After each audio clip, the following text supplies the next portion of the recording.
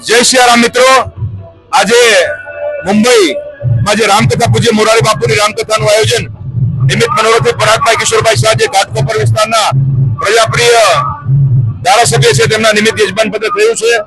તેમાં ભાઈ શ્રી કીર્તિદાનભાઈ અને ભાઈ શ્રી માયાભાઈ આહિરના લોક ડાયરામાં આપણી જે લાલો પિક્ચર એને સમગ્ર વિશ્વમાં ગુજરાત અને ગુજરાતીઓનું નામ ચલચિત્ર ક્ષેત્ર પર ખ્યાતનામ કર્યું છે અને અત્યાર સુધીની સુપર હિટ પિક્ચર તરીકે જેમને ખ્યાતનામ મળી છે અને ઉપરાંત એક સંદેશાત્મક પિક્ચરનું જે નિર્માણ થયું છે તેની સ્ટારકાસ્ટ આપણી સાથે છે. ખૂબ આનંદ અને ગૌરવની વાત એ પણ છે કે આજે રામકથા એ ખૂબ બહુ મોટા સંકલ્પો સેવાના સંકલ્પો માટે કરવામાં આવી છે. આપણને સૌને ખ્યાલ છે કે રાજકોટમાં સદભાવના વૃદ્ધાશ્રમ કે જે વિશ્વનું સૌથી મોટું વૃદ્ધાશ્રમ છે, જ્યાં નિસંતાન નિરાધાર પીડિત માવતર હોય, કોમાગ્રસ્ત હોય, ડાયપર ઉપર હોય, વેન્ટિલેટર ઉપર હોય, ડાયાલિસિસ પર એનીવન એન્ડ એવરીવન આવા વૃદ્ધાશ્રમોના ચરણ સ્પર્શ કરીને એને આવકારવામાં આવે છે. લાઈફ ટાઈમ નિઃશુલ્ક મેડિકલ સેવાઓને આશ્રય આપવામાં આવે છે. પરંતુ સમગ્ર દેશમાંથી જ્યારે વૃદ્ધોની સંખ્યા ખૂબ મોટા પ્રમાણમાં વધવા માંડી છે અને સદભાવના વૃદ્ધાશ્રમ દ્વારા પણ હજારો બોર્ડ એવા લગાવવામાં આવ્યા છે કે અમારે માવતર જોઈએ છે. આ તો કેવા ખાતરનું નામ વૃદ્ધાશ્રમ છે, બાકી હકીકત માવતરોનો આશ્રમ છે. આવા માવતરના વધતી જતી સંખ્યાને ધ્યાનમાં લઈને સમગ્ર વિશ્વનું સૌથી મોટું વૃદ્ધાશ્રમ 30 એકર જગ્યામાં 400 કરોડ રૂપિયાના માતબર ખર્ચે લગભગ 15 લાખ સ્ક્વેર ફૂટના બાંધકામ સાથે 1400 રૂમો અને 7 લક્ઝરિયસ ટાવરના સ્વરૂપમાં એક 7 સ્ટાર રિસોર્ટના સ્વરૂપમાં બનાવવામાં આવી રહ્યું છે. તેના લાભાર્થી અગાઉ પણ પૂજ્ય મોરારી બાપુએ રાજકોટમાં રામકથા કરી હતી. એ ઉપરાંત સદભાવના વૃદ્ધાશ્રમનો એક બહુ મોટો મહત્વાકાંક્ષી સંકલ્પ છે. આપણને સૌને ખ્યાલ છે કે ગુજરાતમાં સદભાવના વૃદ્ધાશ્રમ દ્વારા 1.25 કરોડથી પણ વધારે વૃક્ષો વાવીને તેને 8 ફૂટના પાંજરા સાથે સતત 4 વર્ષ સુધી માવજત કરીને મોટા પણ કરી આવવામાં આવ્યા છે.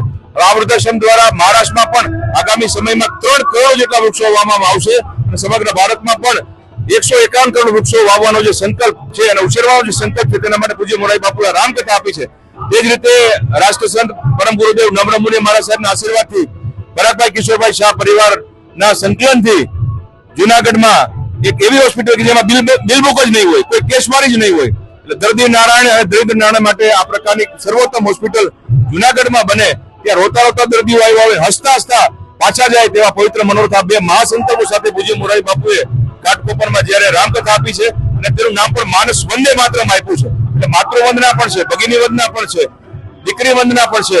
એવા ત્રિવેણી સંગમના એક કાંઠે જ્યારે આની લાલો પિક્ચરની સ્ટારકાસ્ટ આપી છે ત્યારે સરપંચ હું ભાઈને વિનંતી કરું કે સ્વપરિચય પણ આપે, તમામ સ્ટારકાસ્ટનો પણ પરિચય આપે અને ફિલ્મ વિશે પણ વાત કરે અને વૃક્ષારોપણ માટે અને જે નિઃશુલ્ક હોસ્પિટલ છે તેના અંગે અને માનસ વંદે માતરમ અંગે પણ પોતાનો અંતરનો ભાવ વ્યક્ત કરે. જય દ્વારકાધીશ. જય દ્વારકાધીશ.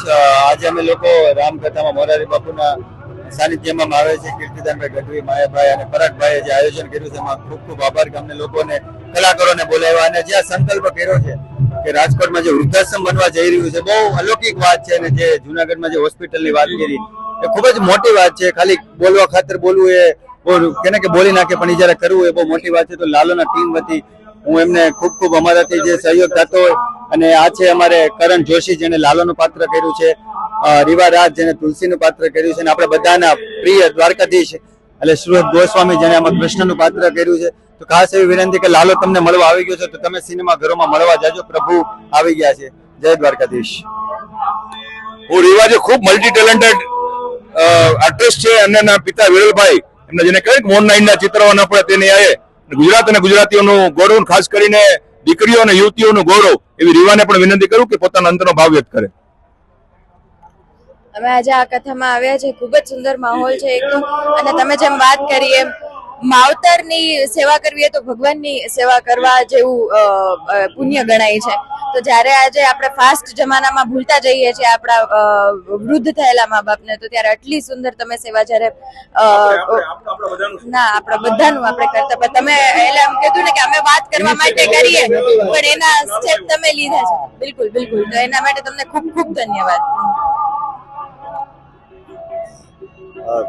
તો આમાં સર ને બધા જે સેવા કરી રહ્યા છે એમાં તમે કોઈ યોગદાન આપી શકો? ભગવાન એમને પહેલા તો જાજુ દે સાહેબ, કે બહુ મોટી વાત છે. જી જી બિલકુલ બિલકુલ બિલકુલ. અમે તો કેટલા મા બાપ ને સાચવો છો સાહેબ, તમે ભગવાનનું જ કાર્ય કરો. જી જી જી જી 100% પધારીશું. અને આમાં જેટલા પણ જે લોકો સહયોગ પોતાની રીતે આપી શકે હું વિનંતી કરું છું કે વૃક્ષારોપણમાં અને આ હોસ્પિટલના કાર્યમાં કે ઘરડા વૃદ્ધાશ્રમના કાર્યમાં જે સહયોગ તમે આપી શકો, પ્લીઝ અપીલ છે મારી કે આ કરજો. જય દ્વારકાધીશ. ખૂબ ખૂબ આભાર લાલાની ટીમ. લાલો કે જેને ગુજરાતી ફિલ્મ ઇન્ડસ્ટ્રીમાં ક્રાંતિ સર્જી છે, એમની હૃદયસ્પર્શી અપીલ આપ સૌ ખાસ યાદ રાખજો. અને જ્યારે પણ લાલો મૂવી જોવા જાઓ, લાલાનો પોસ્ટર જોવો, લાલાને યાદ કરો, ત્યારે સદભાવના વૃદ્ધાશ્રમ અને આ સેવાયકને પણ યાદ કરો, એવી જ અપીલ સાથે જય દ્વારકાધીશ.